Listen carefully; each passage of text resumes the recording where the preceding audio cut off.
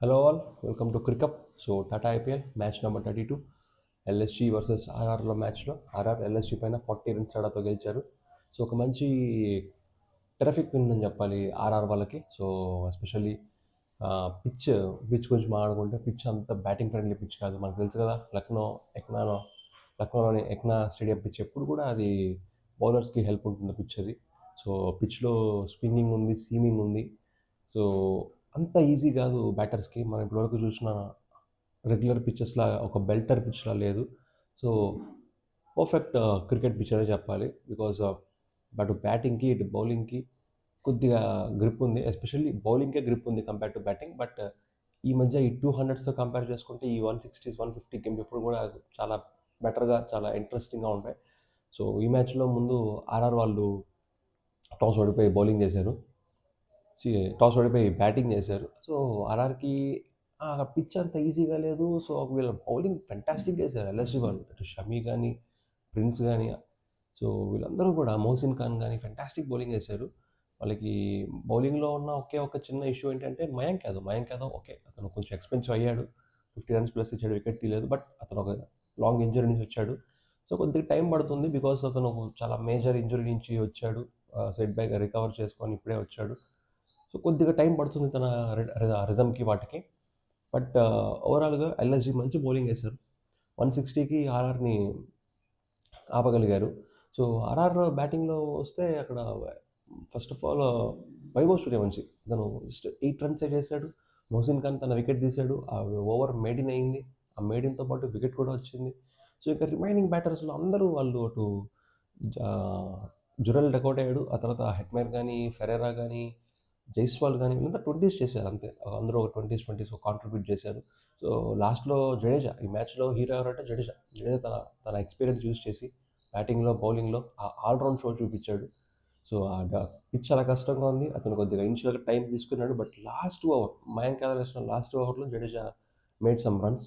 So అది టీంకి చాలా చాలా వాల్యుబుల్ రన్స్ అయ్యాయి. సో దానివల్ల 160 చేయగలిగారు ఆర్ఆర్ వాళ్ళు. సో జడేజా ఒక 43 చేశాడు, not out unbeaten 43 with 150 strike rate. So అతను లాస్ట్ ఓవర్లో ఆ గేమ్ని డీప్గా తీసుకెళ్ళి ఆ ఎక్స్పీరియన్స్ యూస్ చేసి ఆ లాస్ట్ ఓవర్లో కొట్టిన రన్స్ చాలా చాలా ఇంపార్టెంట్ అయ్యాయి. సో బౌలింగ్లో కూడా అతను 29 రన్స్ ఇచ్చి ఒక వికెట్ తీశాడు. 4 ఓవర్స్ వేశాడు. చాలా ఎకానమికల్ బౌలింగ్ వేశాడు. డేంజరస్ పూరాన్ని అవుట్ చేశాడు. ఎల్ఎస్జి బ్యాటింగ్ స్టార్ట్ చేసినప్పటి నుంచి వాళ్ళకి ఇష్యూస్ ఉన్నాయి.